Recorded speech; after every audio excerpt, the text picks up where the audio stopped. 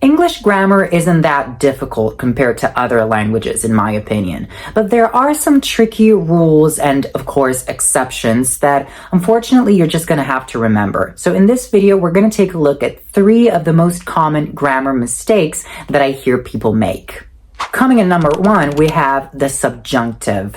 Many people, including native speakers, are not even aware of the existence of the subjunctive mood in English. So I'm here to tell you, yes, English has a subjunctive mood, much like Spanish, Italian, French, but don't worry because it's so much easier. So, for example, take a look at this sentence. It's important that she buy a new car. That buy is not the present of the indicative, and it's not the infinitive. It's a subjunctive. You will notice that I did not say buys, even though it's the third person singular. As you can see, the subjunctive is just the base form of the verb. It does not have to, and it does not have the S for the third person singular. It's just the base form. So, for example, the subjunctive form of to buy is buy. To work, work. Very easy. Now, when do we use the subjunctive? The subjunctive is usually employed in formal language and in written language. We use it in a subordinate clause after that. I'm going to give you examples, don't worry. So when you have these type of constructions, it's important that, it's essential that, it's advisable that, or with verbs like ask, advise, request. I asked that. I advise that. They request that. So when you have this type of construction with that, it's very likely that you will need a subjunctive. So careful, pay attention to it. It's advisable that she rest for a week. As you can see, it's really easy, but you know, English loves its exceptions, and in this case, the exception is the verb to be. As for the constructions that we've previously seen, the subjunctive form of to be is be. The teacher asked that he be honest. Everything's in the norm here. But when you have if, as if, suppose, and wish, the subjunctive form of to be is were. If I were rich, I'd buy a house. Don't talk to me as if I were stupid. I wish I were taller. Suppose she were here. What would you say? So careful with the verb to be.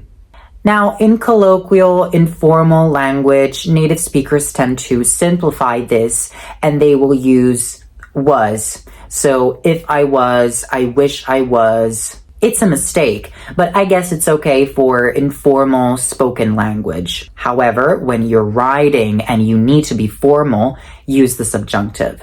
Okay, now before we go on to our second grammar mistake, I quickly wanted to show you something.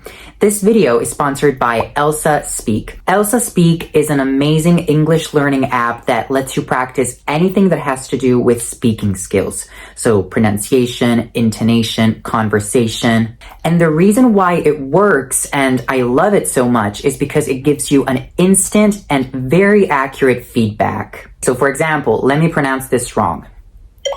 I only paid $60 for this phone. What a steal. Okay, see, so it tells you where you made a mistake. And then, of course, you can hear the correct pronunciation. I only paid $60 for this phone. What a steal. And reproduce it. I only paid $60 for this phone. What a steal. It was perfect this time. So if you want to try it, there's a link in the description box where you can get a free 7-day trial. And then if you decide to purchase the Pro membership to unlock all of its features, there's another link that will get you a significant discount. Give it a try. Now let's get back to what we were saying, the second grammar mistake. Uncountable nouns. If you've studied English at school or anywhere in general, I'm sure you've come across uncountable nouns. They are nouns that are never plural. They cannot even be counted. For example, information. You cannot say informations, and you cannot say uninformation, one information. That is wrong. So for example, a very common mistake that I hear is, can you give me an information? It sounds so right, but it's wrong. We can use some information, a piece of information, or a bit of information. And then it kind of depends on the word. For example, for the word advice, which again is an uncountable noun, you can also say a word of advice. Can I give you a word of advice? Other uncountable nouns are assistance, furniture, knowledge, luggage, confidence, and the list goes on and on and on. And I think the only way to master this is by doing a lot of listening comprehension. So watch movies, watch series, watch videos, because by hearing and listening to what native speakers are saying, you will become accustomed to the phrases they use, and you will need to pay attention to what's plural and what's not, to what's plural and to what's never plural. And then try to replicate what you hear when you speak and when you write. Another really common mistake that I hear is the use of the base verb after the preposition to. Let me explain. I'm looking forward to see you.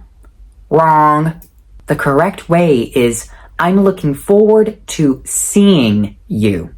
I know it can sound weird at first. It did sound weird to me when I first started learning English. But what you need to keep in mind is that to that you see is not part of the verb. It's not part of the verb see, to see in this case. It's not the to that you find in the infinitive.